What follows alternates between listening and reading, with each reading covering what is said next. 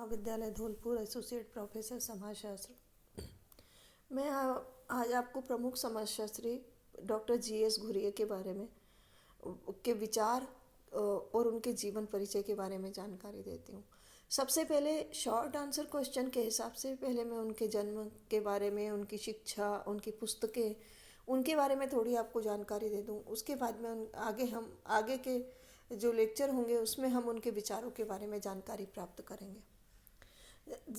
Doctor Ghurye का जन्म जो है एक सारस्वत ब्राह्मण परिवार में 12 दिसंबर 1893 में महाराष्ट्र के मालवा प्रांत में हुआ था। वो उनका जो है वो अगर एकेडमिक करियर देखें तो वो काफ़ी मतलब कि उज्जवल रहा था। वो मतलब सभी उन्होंने जो भी परीक्षाएं उत्तीर्ण की थी वो प्रथम श्रेणी में उत्तीर्ण की थी। और अब उन्होंने सबसे पहले 1918 में संस्कृत में एमए किया। उसके बाद में उन्होंने अंग्रेज़ी में एमए एल्फिंस्टन महाविद्यालय मुंबई में प्रथम श्रेणी से प्रथम स्थान में गोल्ड मेडल से उत्तीर्ण किया। इसके बाद में उनका ब्रिटिश विश्वविद्यालय में समाजशास्त्र में प्रशिक्षण प्राप्त करने हेतु चयन हुआ और इसकी सिफारिश और डॉक्टर गिडिट्स की सिफारिश पर उन्हें डॉक्टर घुरिये को लंदन भेजा गया। डॉक्टर घुरिये ने पहले प्रोफेसर एल.टी. हॉबहाउस के अधीन रहकर कुछ का मतलब कि अध्ययन किया समाजशास्त्र विषय में। उसके बाद में उन्होंने W.R.H. रिवर्स के पास अध्ययन के लिए कैम्ब्रिज विश्वविद्यालय चले गए वो। और जब उन्होंने कैम्ब्रिज विश्वविद्यालय में W.H.R. रिवर्स के निर्देशन में एथिक थ्योरी ऑफ कास्ट विषय पर शोध कार्य किया। परंतु जब इनका यह शोध कार्य पूर्ण नहीं हो पाया, उसके पहले ही प्रोफेसर रिवर्स का निधन हो गया। और लेकिन घुरिये के विचार पर हम देखते हैं कि रिवर्स का बहुत प्रभाव है। और घुरिये की रुचि मानवशास्त्र जैसे विषय में, जैसे नातेदारी, प्रसारवाद आदि की ओर पैदा हो गई थी। घुरिये ने कैम्ब्रिज विश्वविद्यालय से डॉक्टरेट की उपाधि प्राप्त करने के बाद में वापस वो 1923 में भारत आ गए और समाजशास्त्र विभाग मुंबई विश्वविद्यालय में ने आपको रीडर और विभागाध्यक्ष के पद के लिए मतलब कि वो नियुक्ति दे दी। सन 1924 में पैट्रिक गिडिट्स के रिटायर होने के बाद में उन्हें मतलब कि वो पद जो है वो दे दिया गया। फिर 1934 में वह पदोन्नत होकर वो प्रोफेसर का पद उन्हें प्राप्त हो गया। 1959 में वो रिटायर हुए और लेकिन क्योंकि वो एक महान समाजशास्त्री थे, इसलिए उनके पद का लाभ उठाने के लिए और छात्रों को और शोधार्थियों को ज़्यादा से ज़्यादा उनका लाभ मिले, इसलिए मुंबई विश्वविद्यालय ने एक नवीन पद प्रोफेसर एमरिटस का प्रावधान करके यह पद प्राप्त दिया 1960 में। और जिस पे कि आप अपनी मृत्यु तक 1983 तक जो है वो कार्य करते रहे। उन्होंने लगभग कई पुस्तकें लिखी हैं, लगभग 30 पुस्तकें लिखी हैं समाजशास्त्र विषय पे। और एक पुस्तक जो है वो मराठी में भी लिखी है। उनकी अंतिम जो पुस्तक थी the burning clouds of north east India 1980 में अंतिम पुस्तक लिखी थी। घुरिये ने लिखा था कि वेस्टरमार्क की पुस्तक हिस्ट्री ऑफ मैरीज ने उन्हें समाजशास्त्र के लिए प्रभावित किया था।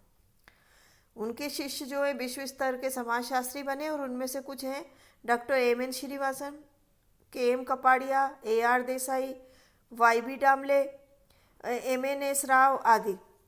आपने भारत में अनेक समाजशास्त्र के प्राध्यापकों को भी शिक्षा दी। तो हम ये कह सकते हैं कि समाजशास्त्र को भारत में स्थापित करने में डॉक्टर घुरिये का बहुत योगदान रहा है। 1945 से 1950 तक doctor Ghurye anthropological society of Bombay के अध्यक्ष भी रहे। भारतवर्ष में जो समाजशास्त्र के विकास और विस्तार के लिए उन्होंने अवर्णनीय कार्य किए तथा इंडियन सोशियोलॉजिकल सोसाइटी की स्थापना की।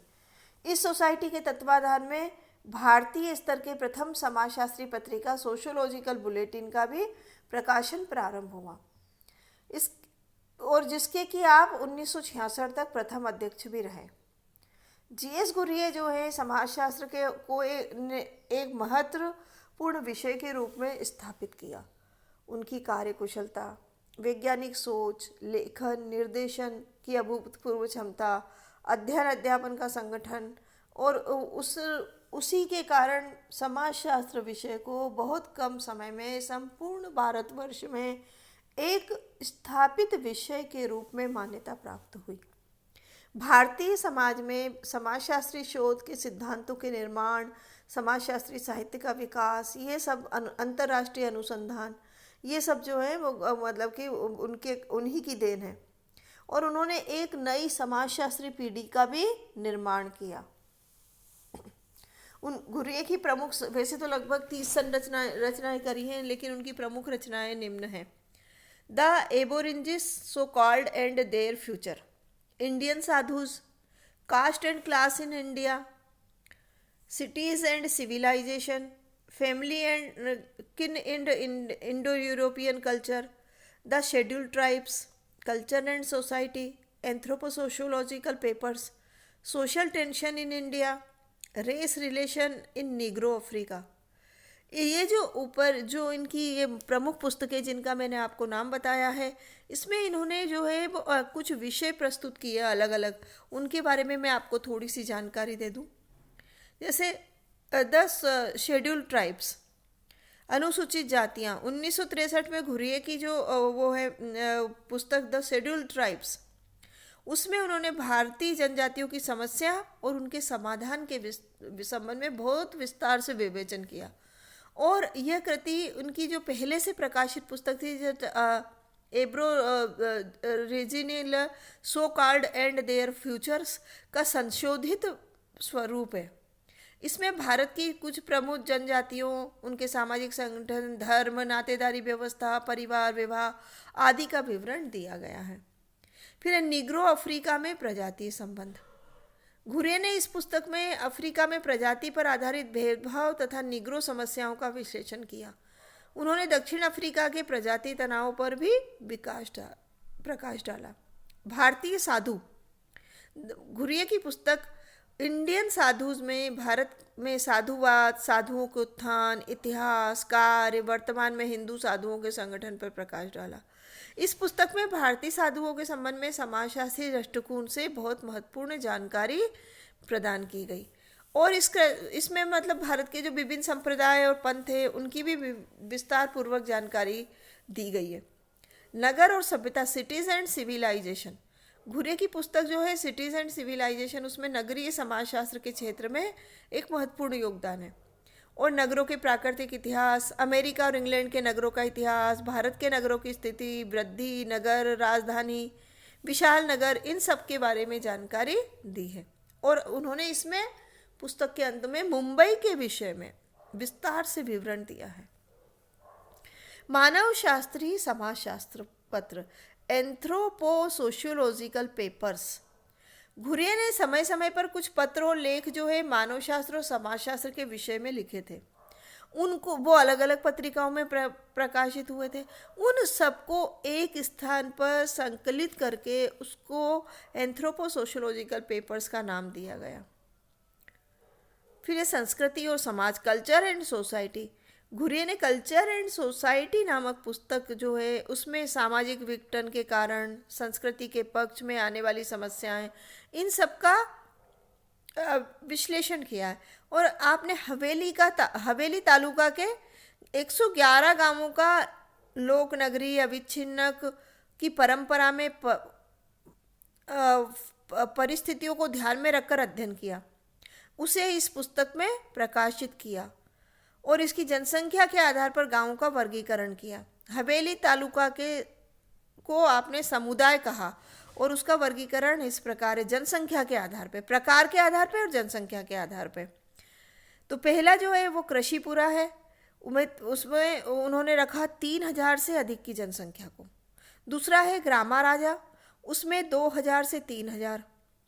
तीसरा है महाग्राम, 1000 से 2000। और फिर है खेतका, 500 से कम। इस प्रकार से उन्होंने हवेली तालुका क्षेत्र के गांवों का वर्गीकरण किया। घुर्रे ने हवेली तालुका के अध्ययन में 1891 से 1951 तक की जनसंख्या के आंकड़ों का उपयोग किया और जनसंख्या के घनत्व का भी विश्लेषण किया। सामाजिक, धार्मिक, शैक्षणिक और आर्थिक परिवर्तनों का भी विश्लेषण किया गया। जाति, वर्ग और व्यवसाय। घुर्रे की पुस्तक कास्ट एंड क्लास ऑक्यूपेशन में का हिंदी अनुवाद है जाति, वर्ग और व्यवसाय। यह पुस्तक caste and class in India और caste and race in India का संशोधित स्वरूप है। इस पुस्तक में आपने जाति व्यवस्था के लक्षण, जाति समूह का स्वरूप, युग से युग तक जाति में परिवर्तन, प्रजाति और जाति, भारत में बाहर की जाति के तत्व, जाति व्यवस्था के मूल स्रोत, जाति तथा ब्रिटिश शासन, अनुसूचित जाति, व्यवसाय और जाति वर्ग तथा उनके कार्यों तथा जाति के भविष्य आदि के संबंधित विषयों की विवेचना की गई है। यह कृति भारत में जाति व्यवस्था के संबंध में तथ्यों का महत्वपूर्ण स्रोत है और इस पुस्तक में वर्णित जाति, वर्ग और व्यवसाय के बारे में हम आगे के व्याख्यानों में अध्ययन करेंगे।